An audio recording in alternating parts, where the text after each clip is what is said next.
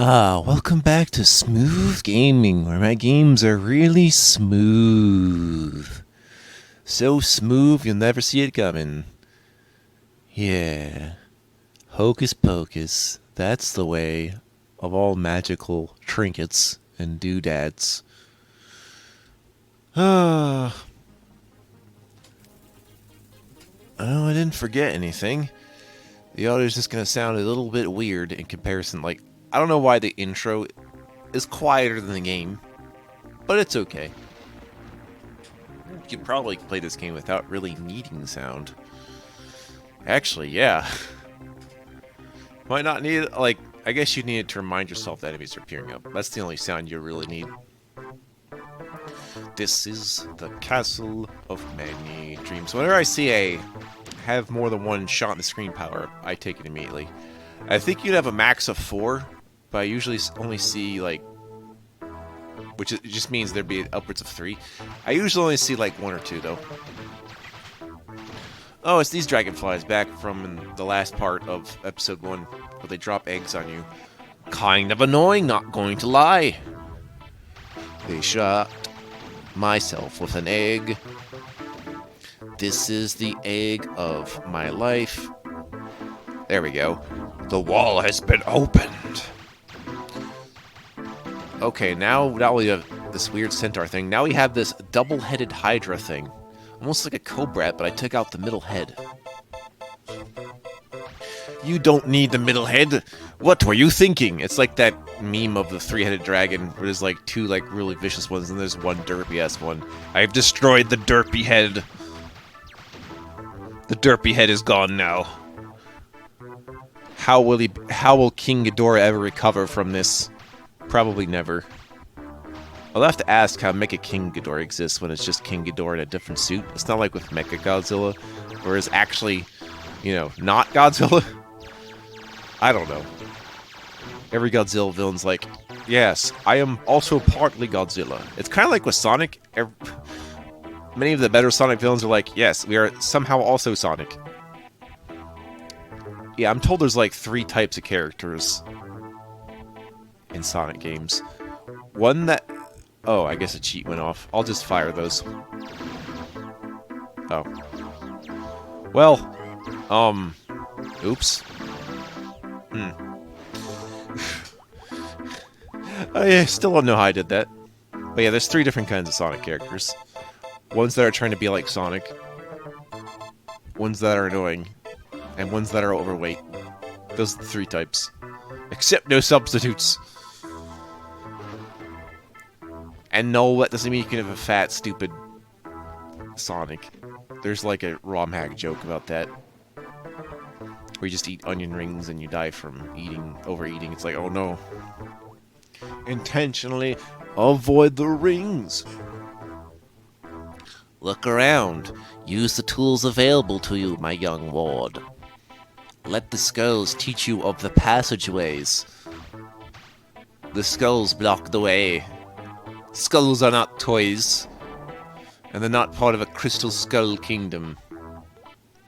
Oh yeah, I heard about an even newer Indiana Jones movie. I'm like, why though? Because dude's up there in age, and I don't know what we're doing, but, you know, we should let actors retire. Especially if the quirk is that we're just going by on, like, how they look, but I don't think Hollywood appreciates the passage of time as much as I thought they did. I guess an army of reboots lends me to believe that they think about humans in a certain way, which is more about how they look than their actual skill set in performance. Yeah, why do we overlook performance as a skill set? Not so much the arts.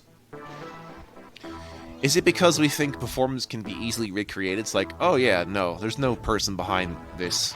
It's all technologies. Like with CGIing people that no longer exist. Or using AI voices on them. Which are just like recreations based on all the things they've ever said. To recreate the English vocabulary and such. Yeah. Yeah. Like, that's gonna happen. All these... Used to be a problem with deep fakes, well, it's getting worse than ever. Deep takes. These deep takes are not so deep. They're shallow. In fact, that's the trouble, is that the only people who are fooled is people who are going to be fooled anyway, regardless. So it's like, why are you even doing this? Because they don't know technology. But it's like, why they go get... I'm always confused when people are like, oh man, if only life were better. And it's just like, here's the technology to do just that thing. It's like, ew, no, you're a technology nerd. It's like, but I have your solution. Why do you deny it so? I think I know what the answer is. They'd rather come up with it themselves, not knowing that sometimes they do need help. So, I mean, yeah, if you don't want my help, that's cool. But I think we're seeing what happens when you try to ask your people for help based on how much you know them, rather than how capable they are. Shit breaks down, and, like, the people who end up with the most resources are those that just know each other. Yeah. Yeah, I bet you thought, like, greed just started with simple money. No, it doesn't. No, it doesn't. It's so much deeper than that. It's psychological. Dum bum bum bum bum. There's other ways one can be greedy when they're not even that rich in actual dollars. I'm just telling you that now. Yeah, there's the kind of person that has a lot of money just keeps spending on stuff. And that's a different kind of greed, where it's just like, oh yeah, what are you spending all this for? On nothing. But I need all my Funko Pop dolls. They're a high commodity on the market. I'm just like, you know... I'm amused at people who don't like NFTs, but then also have a Funko Pops. It's like, hey, you started this. It's just like Beanie Babies. Although it's arguably worse, but still. You know, collectibles that don't really mean a whole lot just means that I don't really worry about them being genuine. You know, if they're just JPEGs on a screen, is it really all that important? Kind of like with these incremental games where the only gameplay is watching numbers go up. And it's not like I haven't tried them just to see like how far it goes, and I'm like, wait, this is no better than just reading a book. Or except reading a book would actually get me somewhere, even if it doesn't matter as much. It matters more than an incremental game, I think, or an idle game. Idle game, there's a oxymoron. A game where you don't actually interact with it in order to play it. That's like the least video game a video game could be. But enough of people are playing into them, because it's a dopamine fix. I know, because I've explored said dopamine fix a number of times. Fortunately, it's only encapsulated me as much as a week at a time. Which is to say, I'm not really trying to fall for it anymore, because it's all repetitive. It's very repetitive. So why'd you be in? It's like, oh, what about the next best thing? What about you could do this next? So it's like, guess what? I have my own thing with games like this, where the exploration is the reward. I'm getting a lot more out of it than your just number counters. Okay? If I want to do an incremental game, get one of those things like, I have like a coin counter thing. I don't know where it is, but I had one where you just push the button and the numbers go up. I'm like, this is your incremental game, right here. Just push the button physically. Ding, ding, ding, ding, ding. There you go. Or just use a calculator and just keep multiplying by 2. Bam, you're done. It's always get to a point where even your computer's going to have trouble comprehending the number you just pulled out of your ass. And eventually you will hit that number, because you'll want it higher and higher and higher. In essence, you're trying to get a fix that isn't there. It's an illusion. It's like with these alternate reality games, although that's a different problem, where it's just like, I don't like an alternate reality game on the principle that, A, it denies itself as being a game, on the opposite spectrum of a game that denies that it's a game, like Undertale or Spec Ops The Line. Yeah, in fact, that was my only problem with Undertale, is that at first I thought maybe it was the popular name, and then no, I figured it out. It's a game that insists that it's not a game. Like, if it wants to play me along for a ride, it's just like, nah. I guess it's the same problem I have with, like, watching anything Deadpool related. At least that way I can treat it as just like a person pretending they're a real-life comedian, which does have its own appeal, so it's not just breaking the fourth wall. Otherwise it would get boring very quickly. It does turn to a lot of pandering, though. but that doesn't. You don't have to pander to break the fourth wall. Okay. And breaking the fourth wall is presumptuous anyway, because the person doing that is the creator, not the actual character. And that's exactly what's going on with people relying on AI thinking it's going to take over the world of sentience. Like, no. We just put in scripts to make it seem like that way, when the truth is, the only reason it seems human is because there's humans making it. You should be trusting them instead. I swear this might be the last time I talk about AI. I just felt like giving it a shot for real after talking about it a number of times. And, yeah. You know what it's actually good for? Doing what I already do with search engines. Only there's no ads. So, that might be why it's causing search engines to go into a panic. Because it's just like, oh no, how dare you ask these things without there being advertising in between every single thing. Oops. Guess we saw where the problem lies. But I don't really want Google to go down. Like, Google can do good things if they just kept them there. Yeah, a lot of the faults of Google is just not following through with actually good ideas that they've had over the years. And I don't just mean the good ideas of buying out YouTube, because that in itself is a good idea. And like, what's YouTube's actual closest competitor?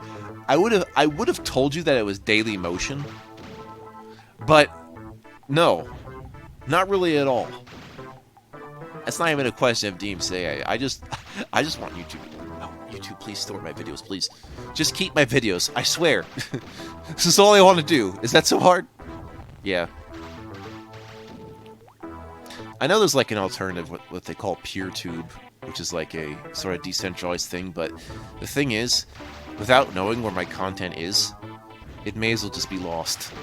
And that's not even true of me, too. So the problems I face as a YouTube content creator are a problem anyone on YouTube worries about. The only people with less to worry about are those that are just more well-known. But they can fall victim to the same shit. I mean, you could be the most popular motherfucker on the earth and just be done in seconds. Especially over something that's actually innocuous, but you could be a terrible person in just one moment and be done. You know? People's not big on the whole forgiveness thing. I'm just big on the whole, if you have to stop someone, can you at least keep their content somewhere?